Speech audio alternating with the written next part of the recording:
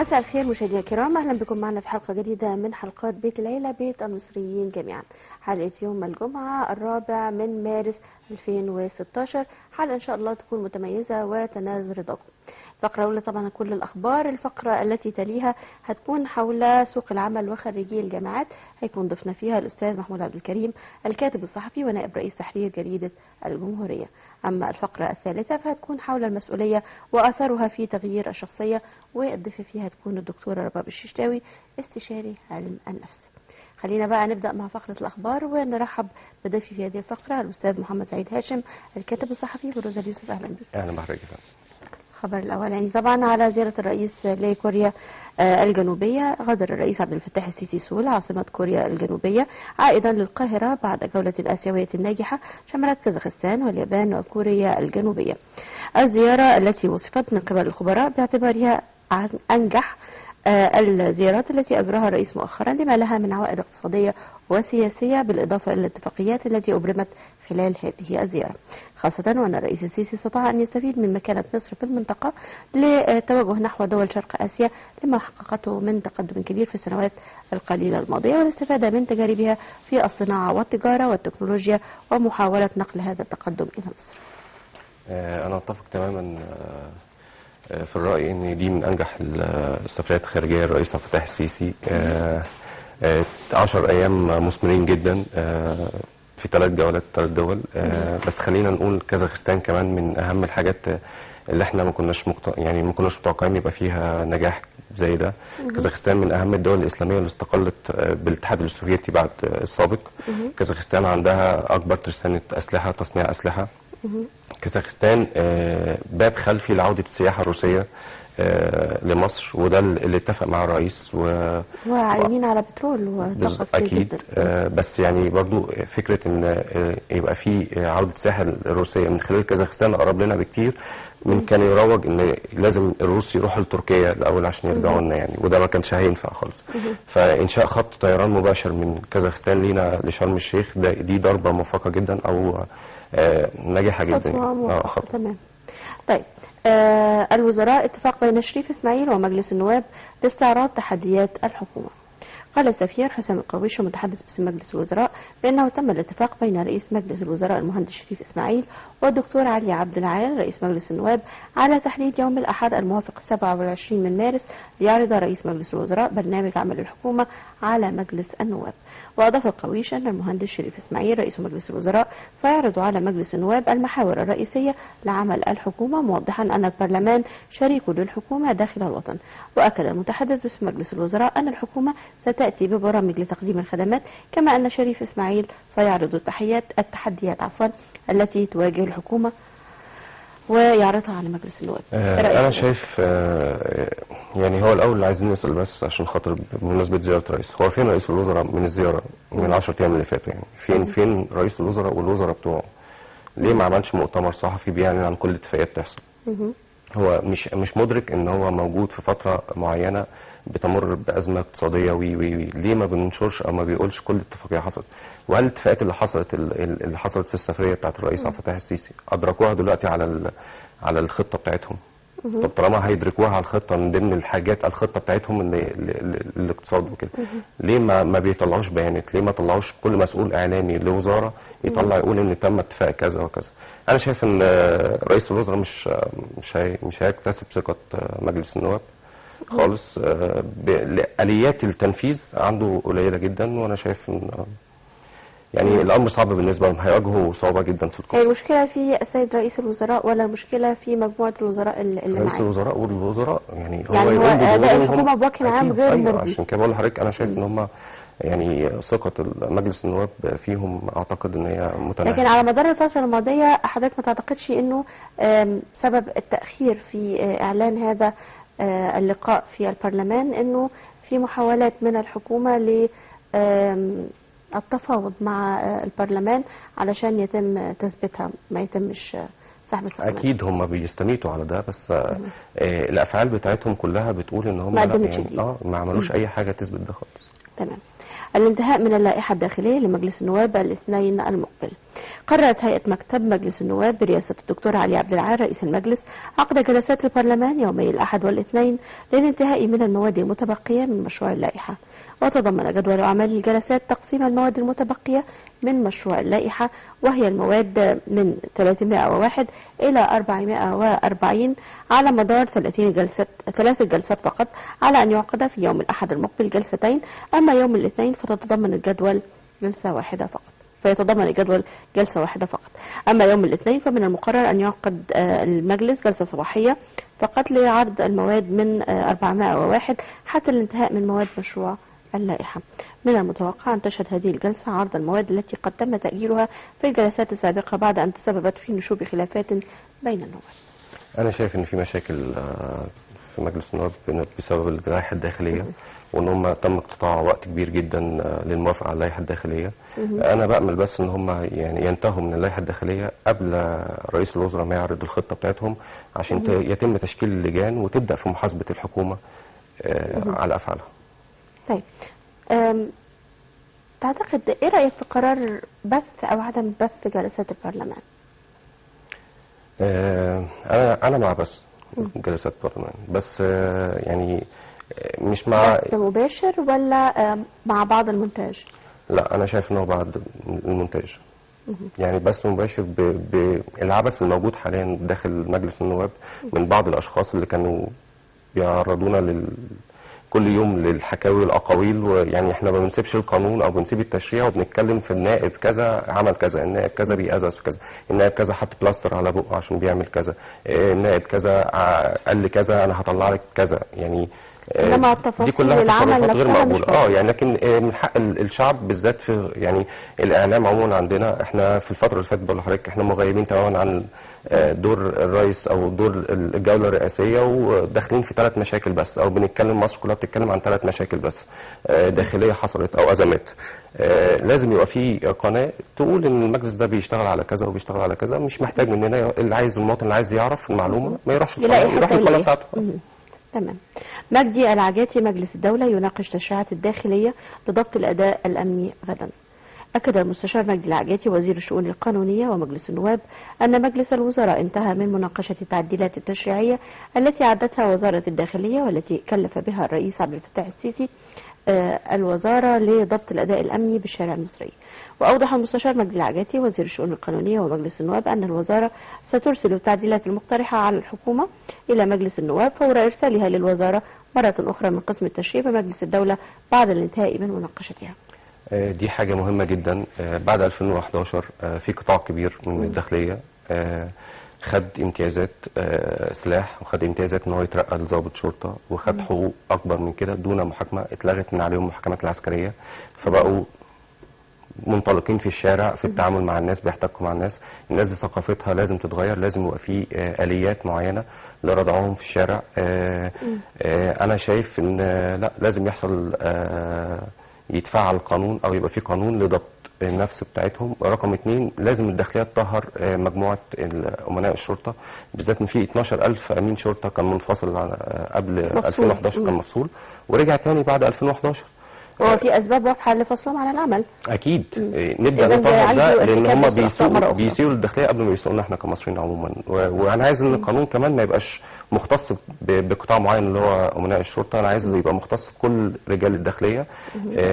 عايزين حاجه امنه يتعامل بيها ضابط الشرطه او فرد الشرطه او امين الشرطه مع المواطن باحترام وبالقانون. ده بياخدنا لمشكله يعني في بعض المواطنين ايضا بيتزايدوا في التعامل مع رجال الشرطه، فهو على الرغم انه في رجال شرطه فاضلين أكيد بيقدموا حياتهم وارواحهم للوطن كل يوم، في رجال شرطه للاسف يعني دون المستوى وادائهم سيء ويرتكبوا عدد كبير جدا من الاخطاء، وفي ناس الحقيقه بسبب هذه الاخطاء، بسبب اللي بيسمعوه احيانا أصبح في نوع من أنواع الاستفزاز. هو شخصيا بيستفز رجل الشرطة ومنتظر منه أنه هو يغلط. يبقى في قانون فيصل بيني وبينه بالقانون، ليس بالكلمة ولا بمد الإيد. هل تعتقد المسألة محتاجة توعية شعبية؟ اكيد اكيد، لان في يعني بدا يبقى في احتقان في الشارع المصري من الداخليه تاني بسبب افعال فرديه. يعني انا مش هقدر اعمم من الداخليه كلها فيها مشاكل. عشان كده احنا بنطالب بده، ان هو يبقى في قانون بيلزم القطاع ده ان هو يتعامل، لان هم دول اللي بيحتكوا بالشارع اكتر من الشرطه. فلازم يلزمهم بردع معين اذا خالف القانون. يعني ما بنقولش ان هو يسيب الحرامي في بيته، لان في بعض الناس تقول لك خلاص انا لو كده بقى هسيب الحرامي في بيتي وانا هسيب بتاع المخدرات. لا، مش ده، يعني ما تبقاش كده او كده يعني. طيب، على مدى السنوات اللي فاتت تمت اضافه الادارات الخاصه بحقوق الانسان، وتم تدريب الضباط في الأكاديمية بشكل مختلف، ومع ذلك ما زالت بعض هذه التجاوزات موجودة. ايه اللي ينقص الضباط بس او الأمناء تحديدا؟ هل مجرد بس فكرة وجود ضوابط وعقاب ولا لا؟ هو التجاوزات معظمها من أمناء الشرطة. الضباط حالات فرديه جدا ما نقدرش نعممها، يعني معظمهم بيأدوا واجب وطني زي ما حضرتك بتقولي، يعني في جبهه ثانيه ضد الارهاب. لكن الافعال الشخصيه او الافعال الغير منضبطه في الشارع هي من امين الشرطه، اللي هو عايز بيفكر، يعني بيتعامل من مبدا ان هو الضابط وهو المأمور وهو وزير الداخليه في الشارع. هم دول اللي انا شايف ان هم لازم يبقى ليهم اليات لتحجيمهم وكيفيه تعاملهم مع المواطن المصري. وزارة الداخلية أو وزير الداخلية أعلن أنه هيتم نشر بيانات بأسماء الضباط وأمناء الشرطة وأفراد الشرطة اللي بتصدر منهم مخالفات، وبالإجراءات المتبعة ضدهم وصولا لبعد كده المحاكمة هيبقى فيها إيه. تعتقد دي خطوة مهدئة للشارع المصري؟ دي خطوة طبعا مهدئة جدا للشارع المصري، بس ما ينفعش اطلع ده غير لما يبقى عندي قانون عشان ما يحصلش تجاوز تاني. كل ما الشارع بيهدى بيحصل عمل فردي من حد معين بيخلي الشارع تاني يثار ضد الداخلية، فلازم يبقى في آليات لضبط النفس بس. تمام. وزير الإسكان يبحث مع محافظ القاهرة تطوير العشوائيات والصرف الصحي.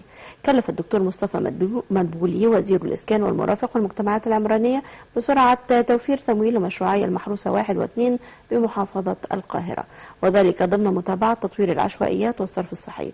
وعقد الدكتور مصطفى مدبولي وزير الإسكان والمرافق والمجتمعات العمرانية والدكتور جلال سعيد محافظ القاهرة اجتماعا لمتابعة مشروعات تطوير العشوائيات والصرف الصحي بالعاصمة. وكلف الدكتور مصطفى مدبولي وزير الإسكان والمرافق والمجتمعات العمرانية صندوق تطوير المناطق العشوائية بالتنسيق مع الجهاز التنفيذي لمياه الشرب والصرف الصحي بشأن هذه المشروعات.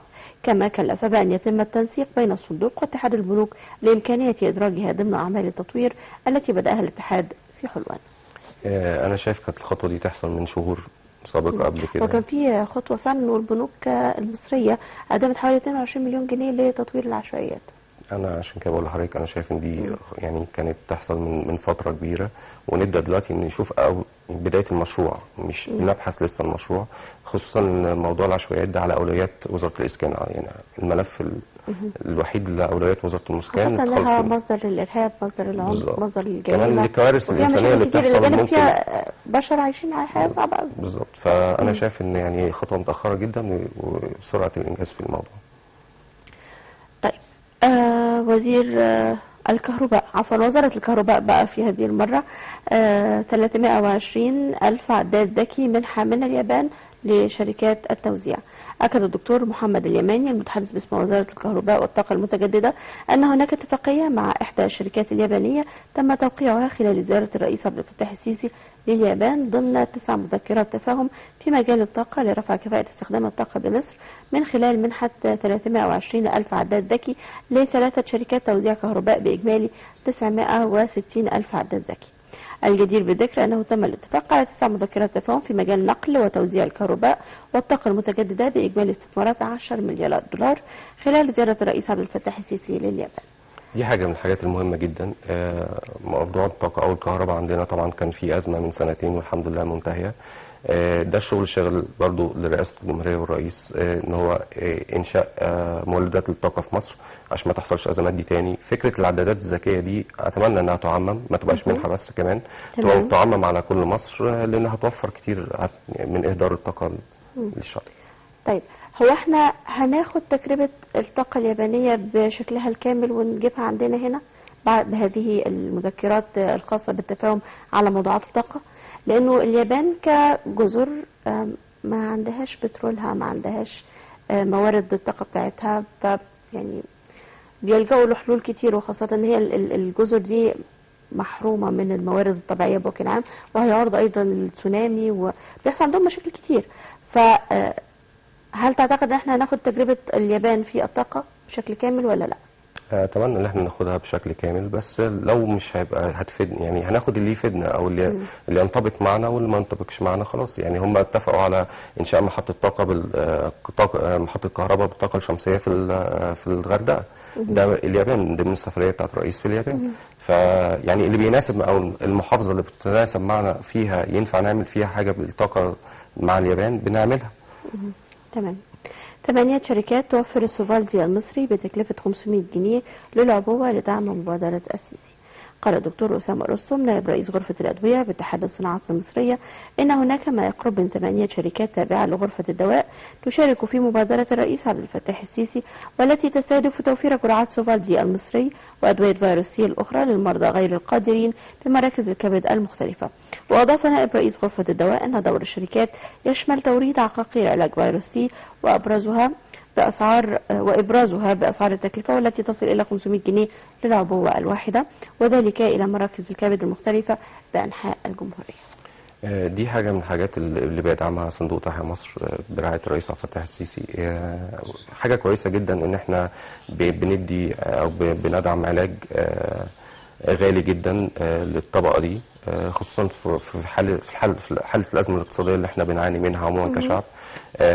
نتمنى ان ما يكونش فيه امراض خالص، ولا فيروس سي ولا كانسر ولا اي حاجه من الحاجات دي، لان العلاج بتاعها بيبقى يعني للمحدود الدخل بيبقى طبعا مبالغ فيه جدا. يعني اعتقد ان 500 جنيه حتى لسعر الدواء ده حاجه غالي جدا لمحدود الدخل، بس يعني ان احنا نوصله لده ونبدا ندعم اكتر من كده كمان وزاره الصحه تبقى حاجه كويسه جدا. كان في مشاكل في بروتوكولات علاج امراض الكبد، وخاصه المرتبطه بالسوفالدي قبل كده، وكان في شكاوى من المواطنين ومن بعض الاطباء خاصه بانه بعض المرضى اثناء العلاج كانت حالتهم كويسه قوي، تحاليلهم مظبوطه قوي، اول ما خلصوا العلاج رجع الفيروس يظهر عندهم مره اخرى.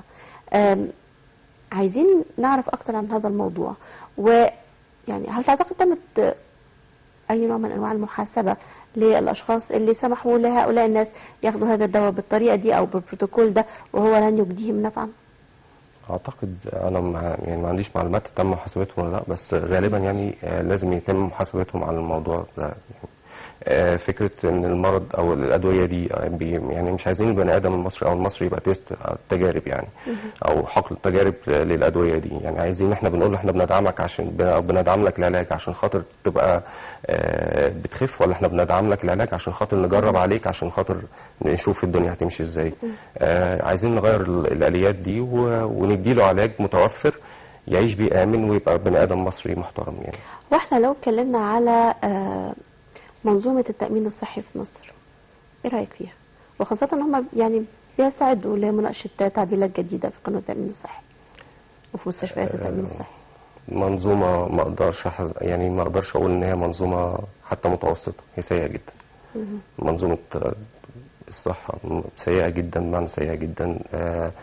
احنا لو رحنا اي مستشفى حكومية هنعرف قد ايه المواطن بيعاني، وقد ايه قلة الامكانيات، وقد ايه الاهمال كمان. يعني مش هنقول امكانيات بس عشان ما نرماش على قله امكانيات، الاهمال من قبل الممرضين والدكاتره. لا يعني انا شايف ان احنا ما عندناش منظومه صحه اصلا في مصر.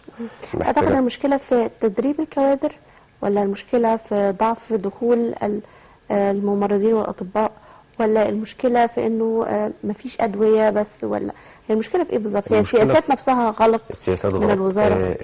الدكتور بيتخرج من الجامعه بيدخل موظف خلاص، هو ما بياخدش اجر يعيشه كمواطن بني ادم، ولا يسمح له باستكمال دراسته بالظبط. فبيتعامل منطلق ان هو هيجي ساعتين ويمشي عشان يروح حته ثانيه. الاهمال طبعا ده جانب كبير ملوش علاقه خالص باي نقص في الادويه او امكانيات. الاهمال واضح وصريح في اي مستشفى بالعين المجرده. اول ما حضرتك تدخلي مستشفى حكوميه هتشوفي الاهمال في النظافه، الاهمال في الاداء الطبي، الاهمال في المعالجات او اوقات العلاج بتاعت الممرضين. المفروض في اوقات علاج معينه للمرضى ان هم يروحوا يدوا لهم، هنلاقي بعديها بنص ساعه بياخد الحقنه بتاعته.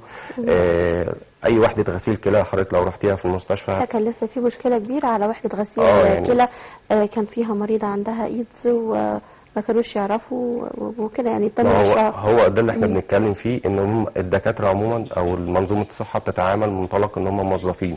في فرق ان انا موظف بجيب ورقه وقلم كل يوم وبقعد على مكتب، في فرق حياه بني ادم، انا معايا حياه بني ادم. التاخير دي بيخسره، هو مش بيخسر ان انا خالص كدكتور.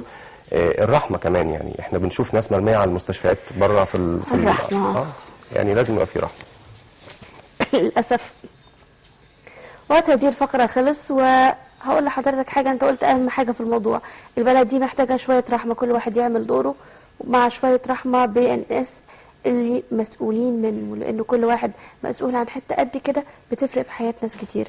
الاستاذ محمد سعيد هاشم الكاتب الصحفي بروزة اليوسف، نورتنا يا فندم. اهلا بيك يا فندم، شكرا. مشاهدينا بعد الفاصل زميلتي العزيزه أدا وضيفها الاستاذ محمود عبد الكريم الكاتب الصحفي ونائب رئيس تحرير جريده الجمهوريه، وفقره حول سوق العمل وخريجي الجامعات، اكيد ان شاء الله ترضي حضراتكم.